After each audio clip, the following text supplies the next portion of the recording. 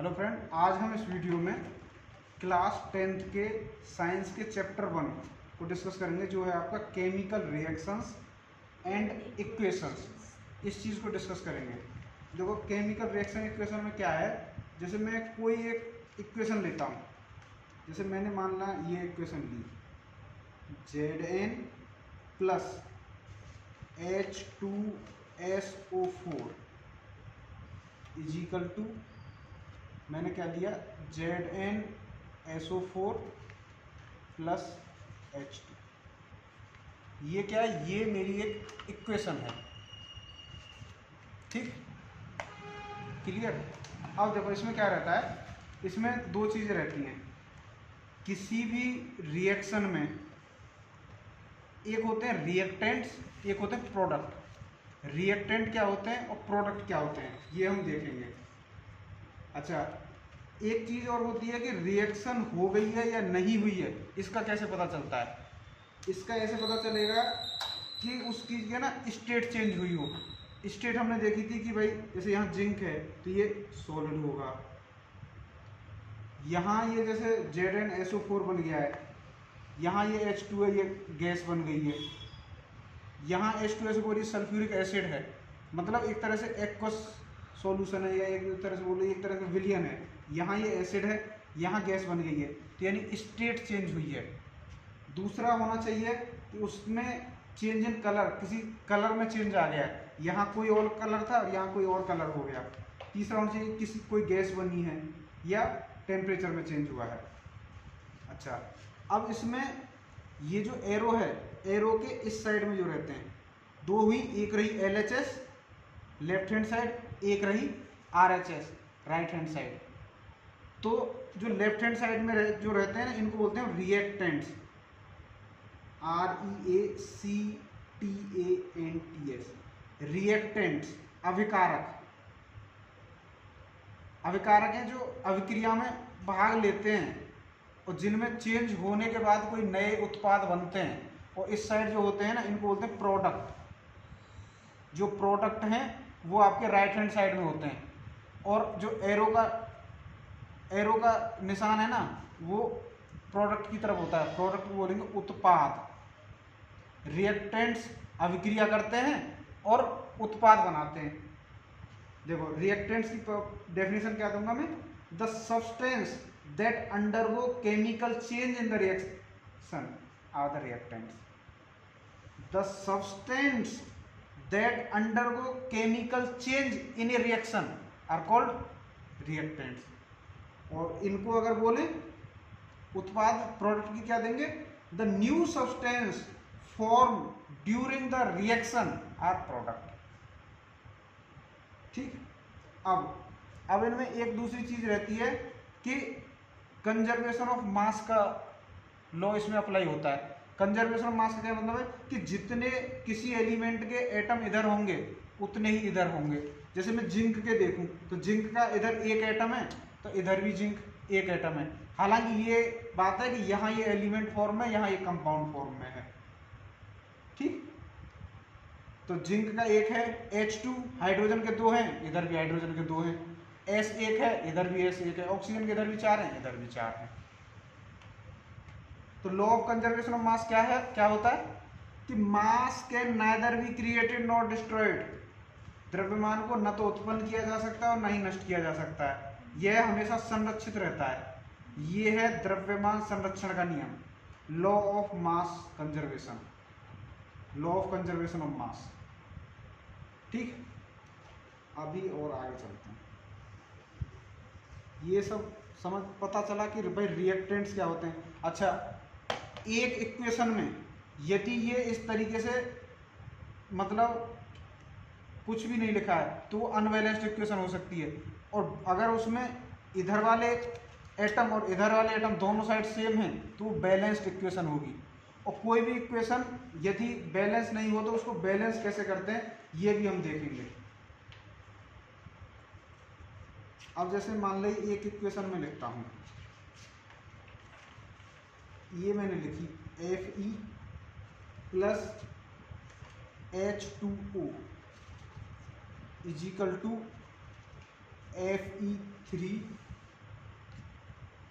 SO4 plus H2। ये मैंने कोई इक्वेशन लिखी है और ये अनबैलेंस्ड है। देखो अनबैलेंस्ड कैसे, ऑक्सीजन का इधर 1 है, ऑक्सीजन का इधर 4 है, अनबैलेंस्ड है। इस इक्वेशन को बैलेंस कैसे करते हैं, मैंने मान ली ये इक्वेशन लिखी, मान लो ये कोई रिएक्शन उसमें तो ऐसा ही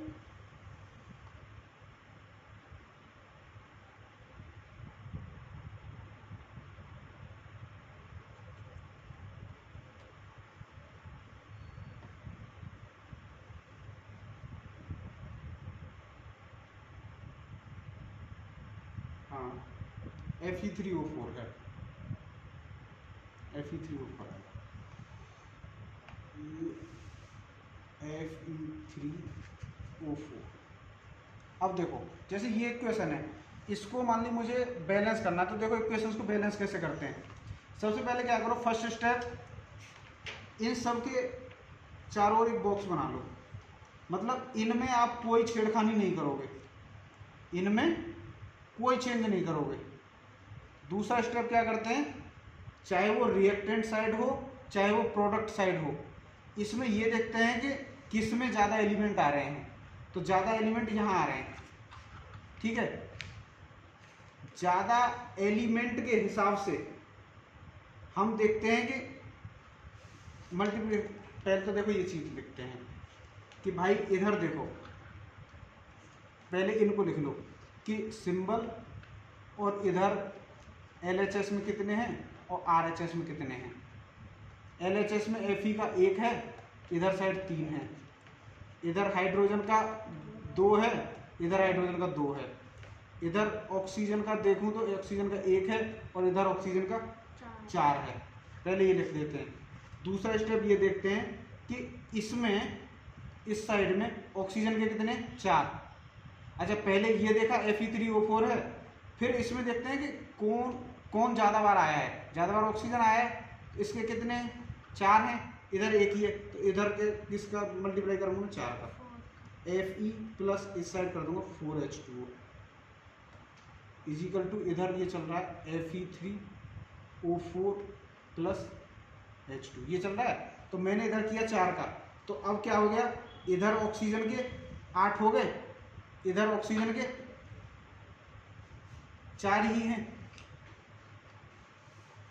इधर भी 4 है, इधर भी 4। अभी हाँ ऑक्सीजन के इधर 4 हैं, इधर भी 4 हैं, ऑक्सीजन तो हो गया बराबर। अब देखो इसको देखूँ मैं Fe को, Fe के इधर कितने हैं 3, इधर 1 ही है, तो इधर मैंने 3 का मल्टीप्लाई कर दिया, Fe के 3 हो गए, इधर Fe3O4 है, Fe बराबर हो गया। अब कौन सा बचा H2, इधर है 4H2, इधर है ओनली H2, तो इसको भी मैं कर लूँगा 4H2। तो इस तरीके से अब ये होगी बैलेंस्ड इक्वेशन। तो इस टाइप के मेथड को हम बोलते हैं हिट एंड ट्रायल मेथड। हमने हिट एंड ट्रायल से इसको सॉल्व किया है, इस चीज़ को हम हिट एंड ट्रायल मेथड बोलते हैं। जैसे हिट एंड ट्रायल मेथड से मैं एक और इक्वेशन को बैलेंस करना चाहता हूँ। देखो एक और इक्वेशन देखो, एक इक्वेशन मान ली हमने जैसे ये लिखी है बेरियम क्लोराइड की, BaCl2 प्लस Al2SO4 का होल थ्राइस इजिकल टू लिखा है BaSO4 प्लस AlCl3। इसको वो करना है मुझे, बैलेंस करना है, ये अनबैलेंस्ड इक्वेशन है। तो हिट एंड ट्रायल से कैसे करते हैं कि भाई देखो इसमें ये देख लो किस में ज़्यादा आ रहे हैं, मान ली इसमें आ रहे हैं ज़्यादा, इधर SO4 का होल थ्राइस है, इधर ओनली SO4 है, तो मैं क्या करूँगा इधर 3 का कर लूँगा, तो 3BaSO4, बेरियम के इधर 3 हो गए, इधर 1 ही है, तो इधर भी 3 कर लो, 3BaCl2 हो गया। अब क्लोरीन को देखो, क्लोरीन 6 है इधर, इधर क्या है, इधर 3 ही है, अगर मैं इसमें 2 की कर दूँ तो अब ये बैलेंस हो गया, इधर एल्यूमिनियम के 2, इधर एल्यूमिनियम के 2, तो ये बैलेंस्ड इक्वेशन होगी। तो ये हिट एंड ट्रायल मेथड है। अच्छा ये आपस में ऐसे जुड़े क्यों हैं, जो बेरियम है ना, Ba जो है अपने 2 इलेक्ट्रॉन त्याग के ऐसे बनाता है, Ba double positive plus 2 electron. Chlorine का क्या रहता है, क्लोरीन 1 इलेक्ट्रॉन रिसीव करता है और रिसीव करके बना लेता है Cl नेगेटिव। अब ये जुड़ेंगे कैसे, कि भाई इधर 2 इलेक्ट्रॉन है तो इधर भी आपको 2 इलेक्ट्रॉन बनाने पड़ेंगे। तो मैं इसमें क्या करता हूँ, 2 से मल्टीप्लाई कर देता हूँ, 2 से मल्टीप्लाई कर देता हूँ। अब जब इनको जोड़ूंगा तो ये 2 इलेक्ट्रॉन से 2 इलेक्ट्रॉन कट जाएंगे, तो मेरा ये ऐसे जुड़ जाएगा Ba और क्लोरीन के 2 Cl2। बेरियम इतना एसिड में टूटता है कि बेरियम आता है दूसरे ग्रुप में, इस वाले में बेटा, मागे, कार, स्कूटर, बाप, रोए। Beryllium, magnesium, calcium, strontium, barium, radium. ये क्या होता है, बेरियम 4, मैग्नीशियम का 12, कैल्शियम का 20, स्ट्रोंशियम का 38 और बेरियम का 56। ठीक, ये होते हैं इनके परमाणु क्रमांक। तो जो बेरियम है ना, ये सेकंड ग्रुप का एलिमेंट है, मतलब इसके बाहरी कोष में 2 इलेक्ट्रॉन होते हैं। अब इसका मान लिया आपको इलेक्ट्रॉनिक विन्यास निकालना पड़ जाता बेरियम का, 56 वाले का कैसे निकालोगे, 56 है इसका 56। तो सबसे पहली कक्षा में आते हैं 2 इलेक्ट्रॉन। ये कैसे भरे जाते हैं, 2n² के अनुसार, जहां n है नंबर ऑफ सेल। अगर भाई n = 1 लोगे तो क्या आएगा, 2 × 1 का स्क्वायर 2। अगर दूसरी कक्षा होगी तो दूसरी सेल में कितने आएंगे, 2 × 2 का स्क्वायर 8। तीसरी में कितने आएंगे, 2 × 3 का स्क्वायर 18। तो पहली में 2, दूसरी में 8, तीसरी में 18, चौथी में 2 × 4 का स्क्वायर 4 × 4 = 16, 2 × 32। अब देखो 32 आ सकते हैं क्या, कितने हो गए ये, 2 और 8 10, 10 और 18 28। अब बचे 28 और, यानी 32 तो आएंगे नहीं, तो हम पीछे जाएंगे फिर से 18। अब कितने में 10, 10 को कैसे तोड़ दो, 8 2, 2 8 18 18 8 2। ये हो गया इसका इलेक्ट्रॉनिक कॉन्फ़िगरेशन। समझ में आया इलेक्ट्रॉनिक कॉन्फ़िगरेशन कैसे लिखते हैं, इलेक्ट्रॉनिक कॉन्फ़िगरेशन, इलेक्ट्रॉनिक विन्यास। इसको अगर वैसे करते हैं तो SPDF में भरे जाते हैं। ये किस में भरे जाते हैं, SPDF। सब सेल होते हैं। S में मैक्सिमम 2 इलेक्ट्रॉन हो सकते हैं, P उपकोष में मैक्सिमम 6 इलेक्ट्रॉन हो सकते हैं, D उपकोष में मैक्सिमम 10 इलेक्ट्रॉन हो सकते हैं और F उपकोष में मैक्सिमम 14 इलेक्ट्रॉन हो सकते हैं। SPDF उसके हिसाब से कैसे आता है ये, 1s2 2s2 2p6 3d10 4s2 4p6, इस हिसाब से भरा जाता है ये SPDF के रूप में। उपकोष बोले तो सब सेल, सब सेल। और ये क्या थी, सेल, जहां n सेल है 2n² नियम के अनुसार से। इसके अनुसार जो बाहरी कक्षा है उसमें, जो सबसे बाहरी कक्षा है ना, उसमें 8 या 8 से ज़्यादा इलेक्ट्रॉन नहीं हो सकते हैं। जैसे मान ली मैंने यहाँ ऐसे भरा था 2 8 18, उसके बाद 28 भरना था, तो हम 8 से ज़्यादा नहीं भरते हैं सबसे बाहरी कक्षा में। सबसे बाहरी कक्षा में मैक्सिमम 8 इलेक्ट्रॉन रखते हैं, इसीलिए मैंने इसको तोड़ के लिखा 18 8 2। तो इसकी बाहरी कक्षा में आए 2 इलेक्ट्रॉन। अब ये क्या करेगा, इसकी बाहरी कक्षा में 2 इलेक्ट्रॉन को त्याग देगा, तो इसका जो सेल है ना, ये स्टेबल बन जाएगा। 2 इलेक्ट्रॉन इसने त्याग दिए, क्लोरीन में 2 इलेक्ट्रॉन ग्रहण कर लिए, सो BaCl2 बन गया। अब जैसे Al2SO4 का होल्ट्राइज है, ये आया समझ में कुछ। ये सब सेल होते हैं SPDF। S में मैक्सिमम 2 इलेक्ट्रॉन हो सकते हैं, P में 6 हो सकते हैं, D में 10 हो सकते हैं और F में 14 इलेक्ट्रॉन हो सकते हैं। ठीक, अच्छा ये तो सेकंड ग्रुप का था। और फर्स्ट ग्रुप का क्या होता है, फर्स्ट ग्रुप का पता है, फर्स्ट ग्रुप में कौन कौन से आते हैं, पीरियोडिक टेबल के फर्स्ट ग्रुप में हमारे लिए ना करो रव से फरियाद। हाइड्रोजन 1 परमाणु क्रमांक एटॉमिक नंबर, लिथियम का 3, सोडियम का 11, पोटेशियम का 19, रुबिडियम का 37, सीजियम का 55, फ्रेंसियम का 87 और उसमें रेडियम आया था उसका 88 और 86 होती है रेडॉन। रेडॉन गैस है जो इनर्ट गैस है। अब इनके सब के बाहरी सेल में 1 इलेक्ट्रॉन होता है, जिसे ये आसानी से त्याग देता है और धनायन बनाता है। तो ये सब धातु होती हैं। ये सभी दान करते हाँ, ये सब धातु ये दान करते हैं, देते हैं। तो धातु की जो प्रवृत्ति धनायन बनाने की होती है, वो एक इलेक्ट्रॉन आसानी से त्याग देते हैं, रिलीज करते हैं। जैसे सोडियम है भाई, सोडियम में इसका इलेक्ट्रॉन विन्यास लिखना चाहूँ 11, तो इसका कितना लिखूंगा, पहले सेल में 2 इलेक्ट्रॉन, 2, दूसरे में 8, तीसरे में 1, 2 8 1 बन गया। वैसे लिखना है एसपीडीएफ में 1s2 2s2 2p6 कितने हो गए, 3s2 आएगा नहीं आएगा, 2 और 2 4, 4 और 6 10, 3s1। तो देखो पहली कक्षा में 1 इलेक्ट्रॉन, दूसरी में छोड़ दो 8 और तीसरी में 2 8 1 आए को समझ में, ऐसे बनते। अब मान ली मैं 19 वाले का निकता, 19 वाला क्या है, पोटेशियम। पोटेशियम के से रिप्रेजेंट इसलिए करते हैं क्योंकि इसका ग्रीक नाम होता है ना, कैलियम होता है, KLIUM, इसलिए इसको के से रिप्रेजेंट करते हैं। Na को इससे इसलिए रिप्रेजेंट करते हैं जो इसका ग्रीक नाम है नेट्रियम है, NaTrium।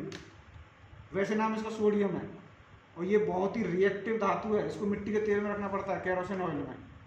पानी में तो ये वो ऐसे हवा में रिएक्शन कर जाती है, सीधा Na2 बना लेता है।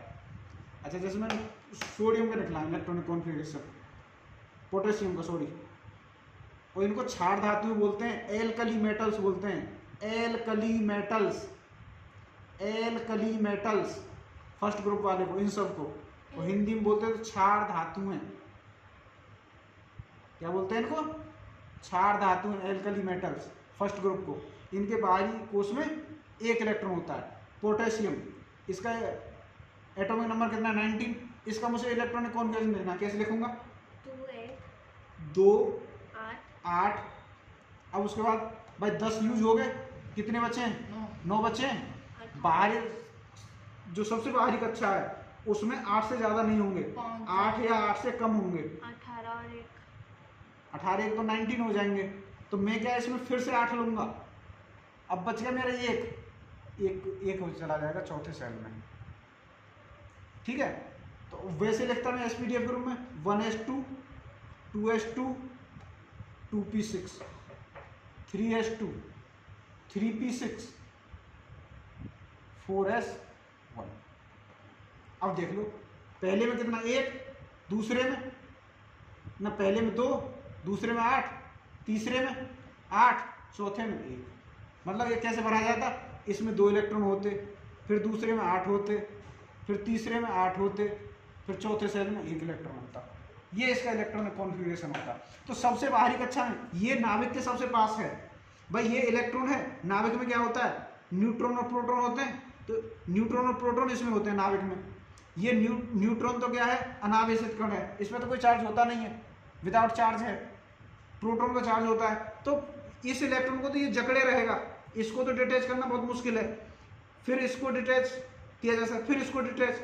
अब ये सबसे बाहरी का है ना, और ये सेल फिल्ड नहीं है, तो इसको आसानी से रिलीज किया जा सकता है। इसीलिए ये जो पोटेशियम है ना, अपना 1 इलेक्ट्रॉन त्याग के K पॉजिटिव बना लेता है, 1 इलेक्ट्रॉन आसानी से त्याग देता है।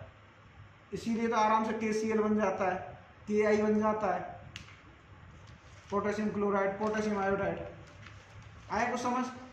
और जो मैंने दूसरा ग्रुप बताया था बेरिलियम, बेरियम वाला, उसको बोलते हैं दुर्लभ मृदा धातुएं, रेयर अर्थ मेटल्स, और इनको बोलते हैं एल्कली मेटल्स फर्स्ट ग्रुप को।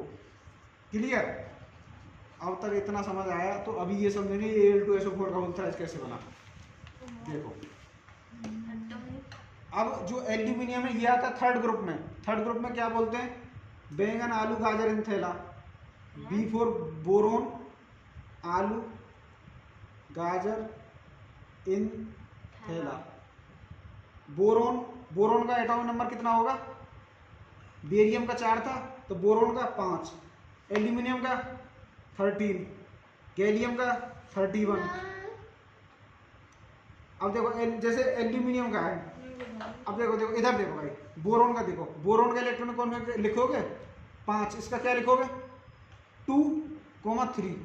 तो इसके बाहरी साइड में कितने, 3 इलेक्ट्रॉन, 3 त्यागेगा। एल्यूमिनियम, एल्यूमिनियम का कितना है 13 है, तो 13 का कैसे बनेगा, 13 को बांटो 2 8 8 3। 3।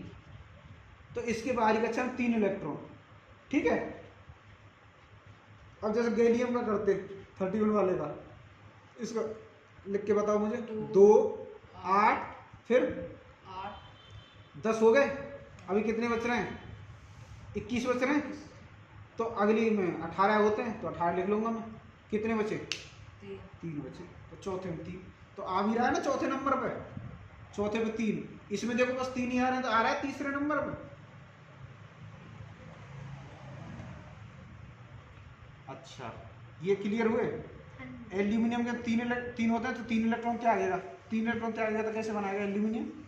ऐसे Al इजिकल टू, ये बनाएगा विलियन में Al triple positive plus 3 electron. और SO4 डबल नेगेटिव का क्या होता है कि SO4 ये 2 इलेक्ट्रॉन लेता है तो बनाता है SO4 डबल नेगेटिव, ऐसे करते हुए। अच्छा, इसके में 3 इलेक्ट्रॉन है, इसके में 2 इलेक्ट्रॉन है। अब मेरे को इक्वेशन, ये इक्वेशन नंबर 1 है, ये इक्वेशन नंबर 2 है। इनको ऐसे बैलेंस करना है कि इलेक्ट्रॉन इसमें से कट जाने चाहिए। तो मैं कैसे कर सकता हूँ? इसमें 3 है, इसमें 2 है, कैसे काट सकते हैं इनको? इसको तो मैं मल्टीप्लाई करूँ 2 से, इसको मल्टीप्लाई करूँ 3 से, इसको 2 से करूँगा तो ये 2Al बन जाएगा। ये 2Al ट्रिपल पॉजिटिव, ये कहेगा 6 इलेक्ट्रॉन, और ये 3SO4 डबल नेगेटिव बनेगा। 3 दूनी ये 6 हो जाएगा, ये 3। तो कैसे जुड़ेगा? ये 2 एल्यूमिनियम के आएंगे और SO4 के 3 आएंगे, तो ये ऐसे जुड़ेगा Al2SO4 का होल थ्राइस। आए समझ में कैसे कैसे जुड़ा ये? यहाँ तक क्लियर है। अब ये हम कैसे आपस में ये कंपाउंड बनते हैं और इक्वेशन को बैलेंस कैसे करते हैं, ये हमने अब तक सीखा। ठीक, अब और आगे चलते हैं। अब देखो, एक चीज़ और होती है कि एक इक्वेशन ये होती है CaO plus H2O is equal to होता है CaOH का whole twice plus heat generate होती है। इसमें ये जो CaO है ना, ये जो सॉलिड है, इसको बोलते हैं हम क्विक लाइन। CaO को क्या बोलते हैं? क्विक लाइन या लाइन। और जो CaOH का होल ट्वाइस है, इसको बोलते हैं स्लेक्ड लाइन। क्या?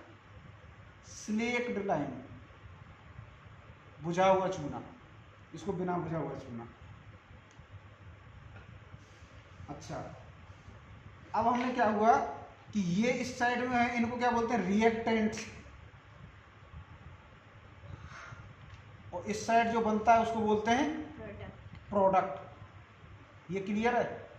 और कभी कभी ये जो एरो रहता है ना, इस पे हम मेंशन करते हैं कि भाई इन रिएक्टेंट्स ने अभिक्रिया की, ये उत्पाद बनाया, ये किसकी उपस्थिति में हुआ। जिसकी उपस्थिति में होता है ना, उसको बोलते हैं कैटलिस्ट। कैटलिस्ट को हिंदी में बोलते हैं उत्प्रेरक। ये उत्प्रेरक ऐसे सब्सटेंस होते हैं जो अभिक्रिया में भाग तो नहीं लेते हैं, लेकिन अभिक्रिया की गति को तीव्र कर देते हैं या धीमा कर देते हैं। इसलिए इनको यूज किया जाता है कैटलिस्ट को, उत्प्रेरक को। और उत्प्रेरक को हम ये एरो के निशान पर मेंशन करते हैं। ठीक, अब क्या हुआ कि इसमें 2 रिएक्टेंट्स ने पार्टिसिपेट किया, 2 रिएक्टेंट से एक ही उत्पाद बना। ऐसी अभिक्रिया को बोलते हैं हम कॉम्बिनेशन रिएक्शन। अब हम टाइप्स ऑफ रिएक्शन पढ़ रहे हैं, तो टाइप्स ऑफ रिएक्शन में पहला टाइप है कॉम्बिनेशन रिएक्शन। Combination reaction. तो कॉम्बिनेशन रिएक्शन क्या होती है? A reaction in which a single product is formed after या from 2 or more reactants is known as combination reaction. A reaction in which a single product is formed from 2 or more than 2 reactants is called a combination reaction. और फिर combination reaction में क्या है? इसमें कुछ heat उत्सर्जित हुई है, कुछ हीट रिलीज हुई है। ऐसी रिएक्शन जिसमें कुछ हीट रिलीज होती है उसको ऊष्माक्षेपी क्रिया बोलते हैं। ऊष्माक्षेपी, ऊष्माक्षेपी एक्सोथर्मिक, क्या बोलते हैं, एक्सोथर्मिक रिएक्शन। तो एक्सोथर्मिक रिएक्शन जो है ये वाली होती है, जो कॉम्बिनेशन रिएक्शन होती है वो जनरली एक्सोथर्मिक रिएक्शन भी होती हैं। और एक्सोथर्मिक रिएक्शन क्या है, क्या?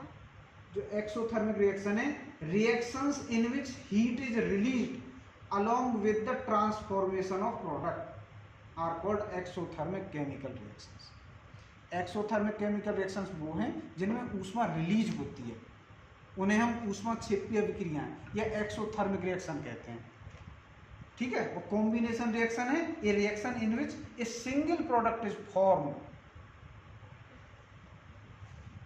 फ्रॉम टू और more than two reactants, combination reaction. अच्छा, ये हो गया। अब ये जो आपका हमारा ये जो बना था सिलेक्ट लाइन, जो CaOH का वोल्टेज है, ये सिलेक्ट लाइन है, ये वाइट वाश के लिए यूज किया जाता है, वाल्स को वाइट वाश करने के लिए, सफ़ेदी के लिए। यही सफ़ेदी वाला चूना है जो बुझा हुआ चूना है। ये CaOH का वोल्टेज कैसे अभिक्रिया करता है, ये CaOH का वोल्टेज एक्वस है, ये CO2 हवा के संपर्क में जब आता है, CO2 गैस के संपर्क में आने के बाद ये CaCO3 बनाता है प्लस H2O लिक्विड। ये CaCO3 ये कैल्शियम कार्बोनेट है। ये calcium carbonate is formed after 2-3 days of white washing and gives a shiny finish to the walls. ये क्या होता है, ये सफ़ेदी है, सफ़ेदी जब हवा के संपर्क में आती है तो उसके बाद ये सूखती है, सूख जाए इसका पानी उड़ जाता है, तो 2-3 दिन के बाद इसमें चमक आती है।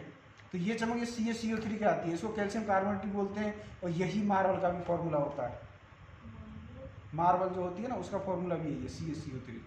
और बुझा हुआ चूना का ये सिलेक्ट लाइन का CaOH का वोल्टेज, और क्विक लाइन का फॉर्मूला है CaO, जो सॉलिड है, बिना बुझा चूना। तो हमने देखा ये थी आपकी एक्सोथर्मिक रिएक्शन। ये किसकी और जिसमें हीट ना प्रोड्यूस हो वो कौन सी होती है? अच्छा, अब आगे चलते हैं। वो एंडोथर्मिक होती हैं जिनमें और हीट चाहिए होती है। अब हमने देखा कॉम्बिनेशन रिएक्शन, अब हम देखेंगे डिकम्पोजिशन रिएक्शन। और जिनमें हीट रिलीज होती है बहुत हैं, जैसे CH4 + 2O2 CO2 + 2H2O। एक ये भी और भी हैं, और छोड़ते हैं, ये सीधा इस पर आते हैं, डिकम्पोजिशन रिएक्शन। कौन सा? Decomposition, decomposition reaction. ये क्या है? ये type of reaction. Decomposition reaction में क्या है, जैसे ये है मेरा लेड नाइट्रेट 2PbNO3 का वोल्टेज, ये सॉलिड है, इसको अगर हम हीट दे रहे हैं, ये बन रहा है 2PbO + 4NO2 + O2, ये बन रहा है।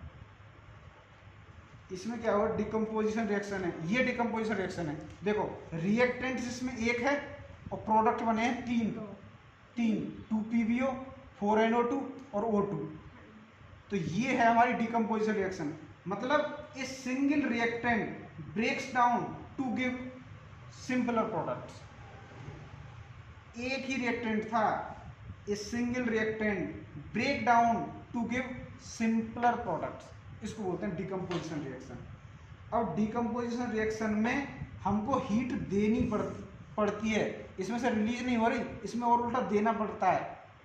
अगर हमें हीट और देनी पड़े, यानी कि ये हीट अवशोषित कर रही है, इसको बोलेंगे ऊष्माशोषी अभिक्रिया। ऊष्माशोषी यानी इंग्लिश में बोले तो एंडोथर्मिक रिएक्शन, एंडोथर्मिक रिएक्शन, ऊष्माशोषी अभिक्रिया जो डिकम्पोजिशन रिएक्शन है। अब जो लेड नाइट्रेट है ना, इसको डिकम्पोज करने के लिए मुझे ऊष्मा देनी पड़ी, इसलिए इसको बोला ऊष्माशोषी अभिक्रिया। इसमें ऊष्मा और शोषित हुई है, देनी पड़ी है, इसमें रिलीज नहीं हुई। जहाँ रिलीज हो रही थी उसको बोलते रहते एक्सोथर्मिक रिएक्शन। वो कॉम्बिनेशन रिएक्शन थी। इसमें हमने इसको हीट दिया तब ये सिंपलर प्रोडक्ट्स में टूटा, इसलिए इसको बोला हमने ऊष्मा शोषी अभिक्रिया, एंडोथर्मिक रिएक्शन। ठीक, अच्छा और एंडोथर्मिक रिएक्शन हो गए। अब अगली कौन सी होती है? डबल डिस्प्लेसमेंट रिएक्शन कि डबल डिस्प्लेसमेंट? Displacement reaction. एक बार देखना कौन सी रिएक्शन है। अब उनमें क्या है, एक्सचेंज ऑफ आयंस बोलते हैं ना, उन्हें डबल डिस्प्लेसमेंट बोलते हैं, जिसमें एक्सचेंज ऑफ आयंस होता है कि भाई एक का आयन दूसरे के साथ जुड़ जाता है। Displacement reaction. हाँ, एक तो देखो सिंपल डिस्प्लेसमेंट रिएक्शन, देखो डिस्प्लेसमेंट रिएक्शन देखा ना, डिस्प्लेसमेंट रिएक्शन खोलना। विस्थापन अभिक्रिया, ये देखो विस्थापन अभिक्रिया क्या होती है, डिस्प्लेसमेंट रिएक्शन क्या होता है। ये भी मतलब पता है। जो इसमें क्या रहता है, एक विद्युत रासायनिक श्रेणी पढ़ोगे आगे चल के, उसमें क्या है कि जो ऊपर रहती है डिस्प्लेसमेंट रिएक्शन में थर्मल डिकम्पोजिशन। थर्मल डिकम्पोजिशन वही हो गया, जैसे डिकम्पोजिशन हो रहा था ना, अब उसको हीट देना पड़ा, अगर हीट देना पड़ा है तो वो थर्मल डिकम्पोजिशन हो जाता है। तो फिर एंडोथर्मिक।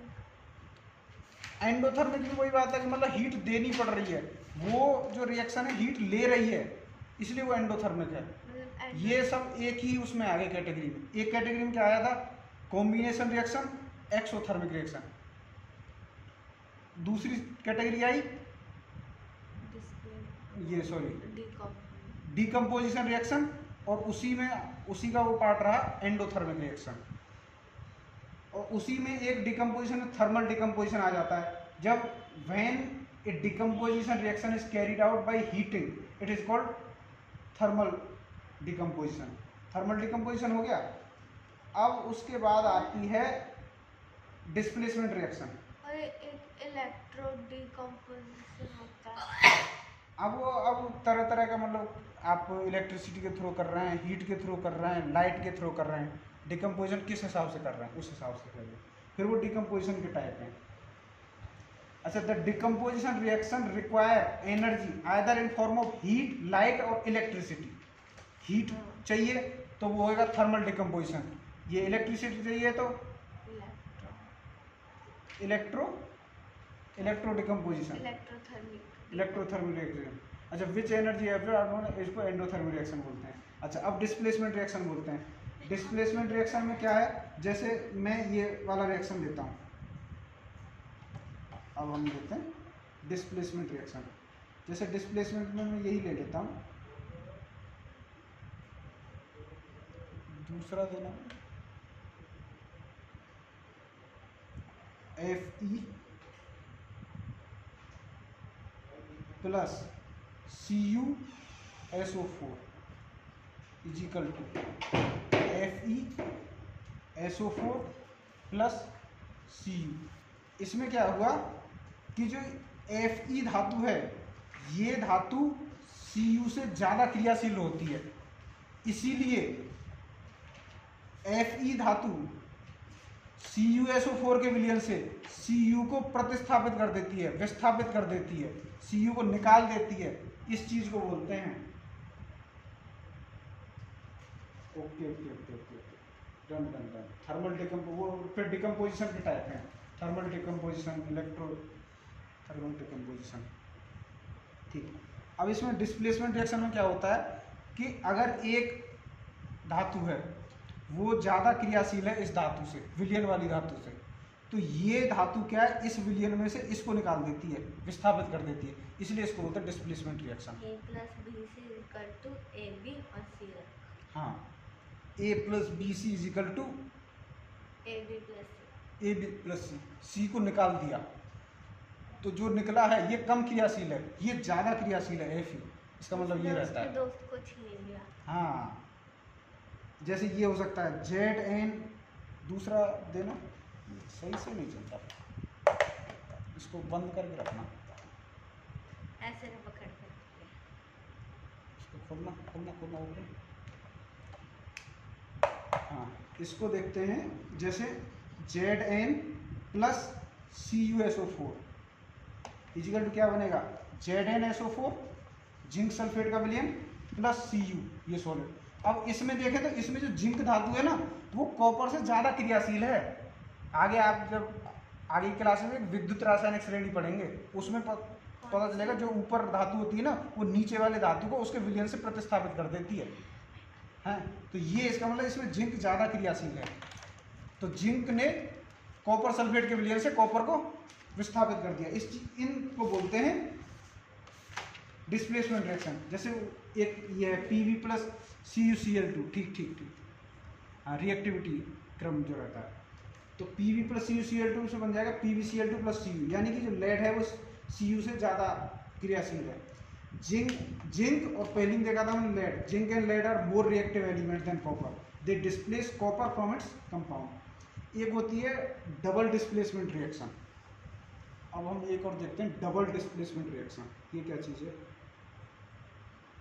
डबल डिस्प्लेसमेंट रिएक्शन ये है, जैसे मेरा ये एग्जाम्पल लेता हूँ, Na2SO4 plus BaCl2 is equal to क्या बनेगा? देखो इसको मैं क्या है इनके आयंस में तोड़ लेता हूँ, जिसमें जो आयन एक्सचेंज हो जाते हैं ना उनको डबल डिस्प्लेसमेंट रिएक्शन बोलते हैं। Exchange of ions between the reactants are called double displacement reaction. Ions का एक्सचेंज होता है, जैसे ये अगर टूटेगा ना विलयन में Na2SO4 क्या बनेगा? ये 2Na पॉजिटिव, 2Na के पॉजिटिव और SO4 डबल नेगेटिव, इसमें टूटेगा। ये किस में टूटेगा? Ba डबल पॉजिटिव और 2Cl नेगेटिव, ऐसे टूटेगा। तो इसका आयन जो इसके साथ चला जाएगा और इसका आयन इसके साथ, तो एक तो बन जाएगा BaSO4 बेरियम सल्फेट, इसका दोस्त उसके साथ, उसका दोस्त इसके साथ, और एक बन जाएगा 2NaCl। तो ये है डबल डिस्प्लेसमेंट रिएक्शन। ऐसी रिएक्शन को बोलते हैं डबल डिस्प्लेसमेंट रिएक्शन। तो white precipitate of BaSO4 is formed by the reaction of SO4 double negative और Ba डबल पॉजिटिव। अब क्या है, ये व्हाइट डबल डिस्प्लेसमेंट रिएक्शन है। ये जो BaSO4 है ना इसका बनता है प्रेसिपिटेट बोलते हैं। तो जिनमें प्रेसिपिटेट बनते हैं ना उनको प्रेसिपिटेशन रिएक्शन बोलते हैं। ना कोई दिक्कत नहीं। अच्छा, एक चीज ऑक्सीडेशन एंड रिडक्शन और होती है, ये चीज और देखते हैं। ऑक्सीडेशन एंड रिएक्शन, ये यहाँ तक समझ में आए? हाँ, ऑक्सीडेशन देखते हैं। देखो जैसे मेरा ये है, अगर मैं ये लिखता 2Cu प्लस O2, ये हीट करने बना दिया 2CuO, ये रिएक्शन कैसी है? ये ऑक्सीडेशन रिएक्शन है।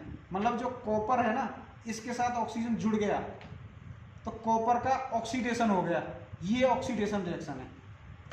अगर मैं ये लिखता CuO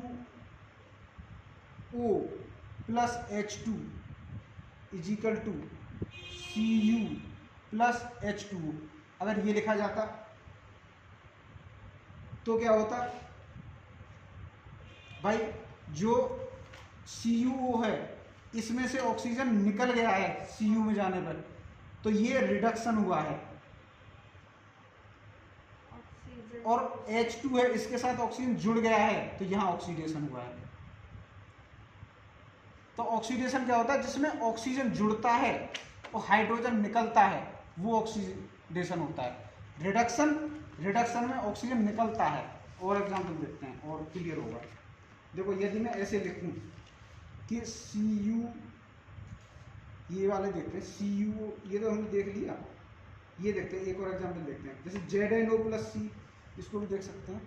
तो इसको देखते हैं, ये ज़्यादा क्लियर होगा। MnO2 plus 4HCl is equal to बन रहा है MnCl2 plus 2H2O plus Cl2। इसमें देखें इसमें क्या हो रहा है। देखो कार्बन इज ऑक्सीडाइज्ड, वो तो दूसरी रिएक्शन का है। अच्छा, MnO2 से MnCl2 बना है, इसमें क्या हुआ है? ऑक्सीडेशन है या रिडक्शन है?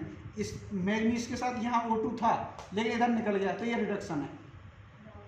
ये तो रिडक्शन हुआ है। अच्छा, 4HCl इससे Cl2 बना है, ये ऑक्सीडेशन है। मतलब या तो ऑक्सीजन ऐड हो या हाइड्रोजन हटे, उस चीज को बोलते हैं ऑक्सीडेशन। इसमें से हाइड्रोजन हट गया है तो ये ऑक्सीडेशन होगी, हाइड्रोजन का हटना भी ऑक्सीडेशन है। तो यानी कि if a substance gains oxygen और लूजेज हाइड्रोजन, उसको बोलते हैं ऑक्सीडेशन, वो ऑक्सीडाइज होता है। अगर एक सब्सटेंस ऑक्सीजन लूज करे और हाइड्रोजन गेन करे, उसको बोलते हैं रिडक्शन। ये ठीक क्लियर हुए। अब ऑक्सीडेशन रिडक्शन के और भी मतलब ज़्यादा आता है कि मतलब इलेक्ट्रॉन लूज करता है या गेन करता है, संयोजन बढ़ती घटती, वो आगे क्लासेस में आएगा। इसके ऑक्सीडेशन के और कुछ एग्जाम्पल हैं, जैसे एक कोरोजन होता है।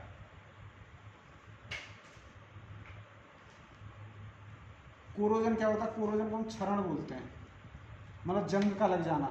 जैसे लोहा है, लोहा जब नया होता है तो बहुत चमकदार होता है, लेकिन इसको आप खुले में छोड़ दो या हवा में छोड़ दो, नमी में छोड़ दो, तो इस पर क्या है, जंग लग जाती है, रस्ट लग जाती है, रस्टिंग हो जाती है, और फिर इसकी जो स्ट्रेंथ है ना वो छीड़ हो जाती है, खराब हो जाता है। तो इस चीज़ को बोलते हैं corrosion.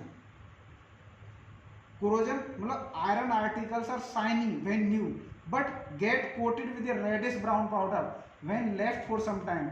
This process commonly known as rusting of iron. जंग का लगना, और जंग को लगने से बचाने के लिए हम क्या करते हैं, उसका जिंक की प्लेट चढ़ा देते हैं आयरन के ऊपर, उसको बोलते हैं गैल्वेनाइजेशन। गैल्वेनाइजेशन, गैल्वेनाइजेशन, गैल्वेनाइजेशन पता चलेगा क्या होता है कि मतलब भाई जो लोहा है ना, उस पर जंग लग जाएगी, धीरे धीरे क्षरण होगा उसका। जंग से बचाने के लिए हम जिंक की परत चढ़ा देते हैं लोहे पर, जिससे उसे जंग लगने से बचा जाए। उस प्रोसेस को हम लोहे का गैल्वेनीकरण बोलते हैं, गैल्वेनाइजेशन। नहीं, जिंक की परत चढ़ाई जाती है, ये भी मतलब उसको बचाने से पेंट किया गया है। अच्छा, when a metal is attacked by substances around it such as moisture, acid, etc., it is said to corrode, and this process is called corrosion. Corrosion causes damage to car bodies, bridges, iron railings, ships and all objects made of metals. Corrosion। और एक होती है rancidity. ये क्या चीज़ होती है? एक term और है रेंसिडिटी। ये क्या चीज़ है?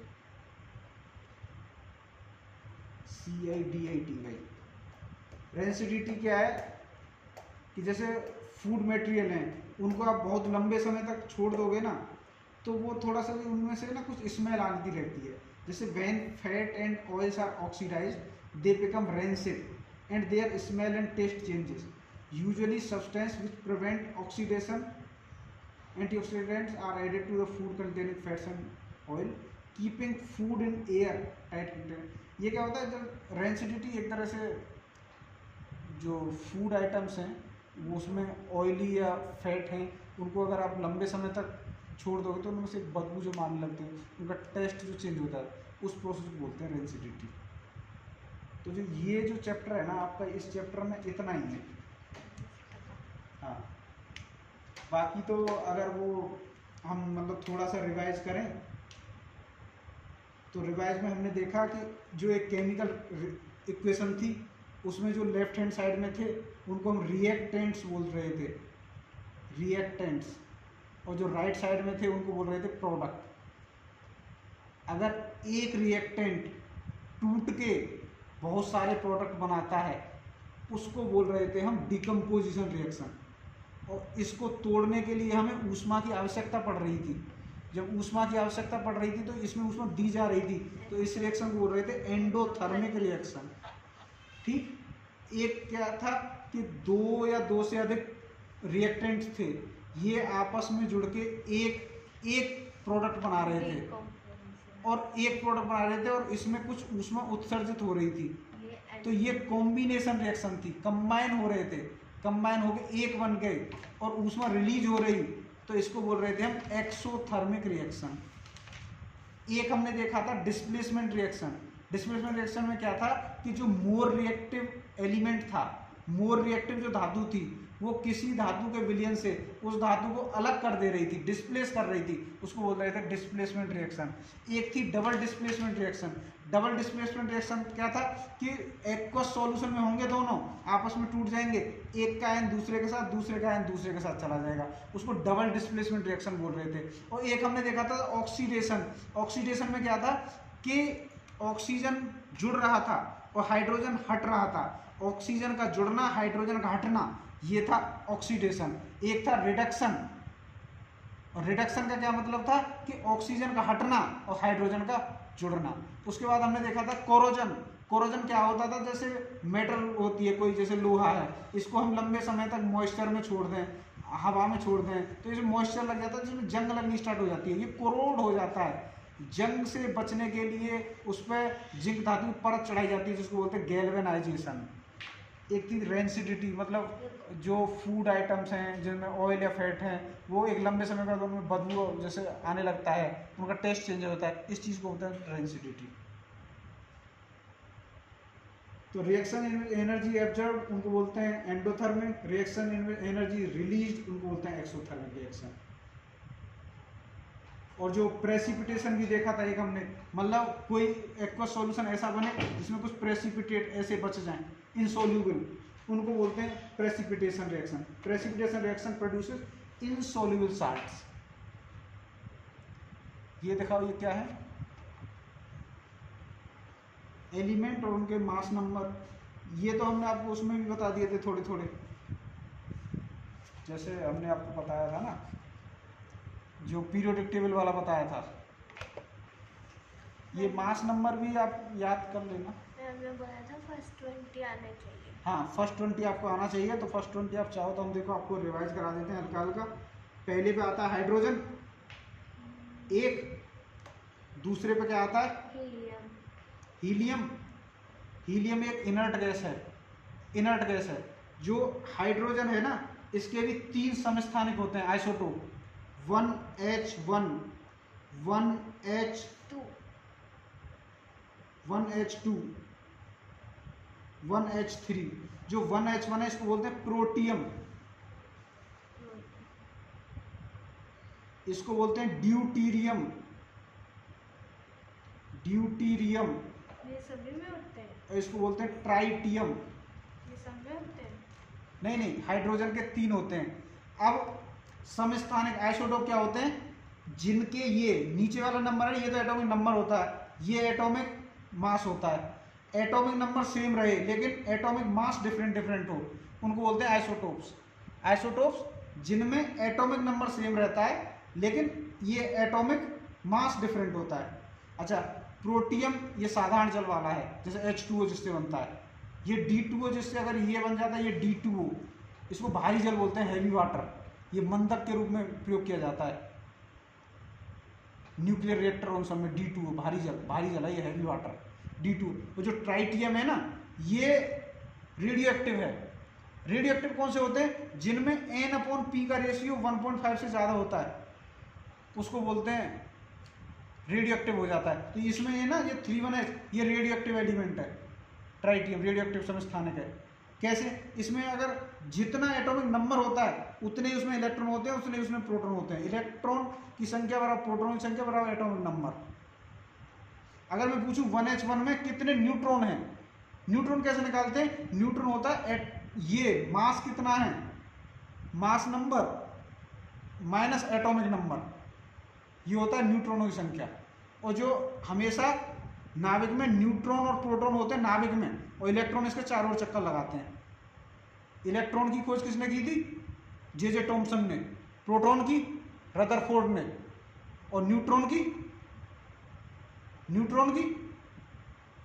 चैडविक ने। Chadwick.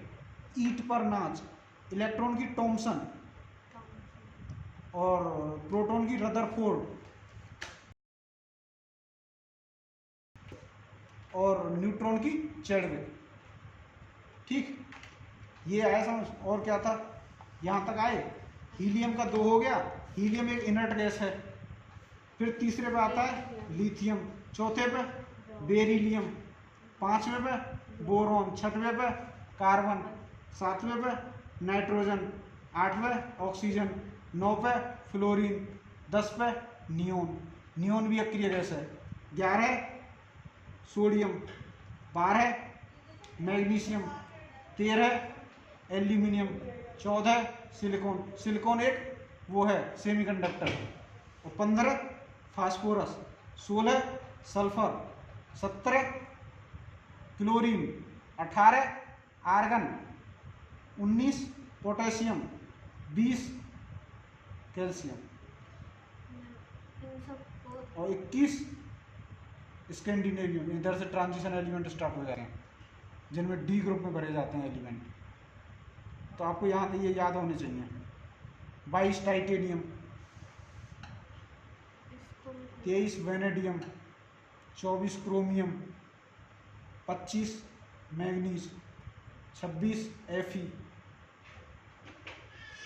27 cobalt, 28 nickel, 29 C U copper, 30 zinc, 31 gallium, 32 germanium,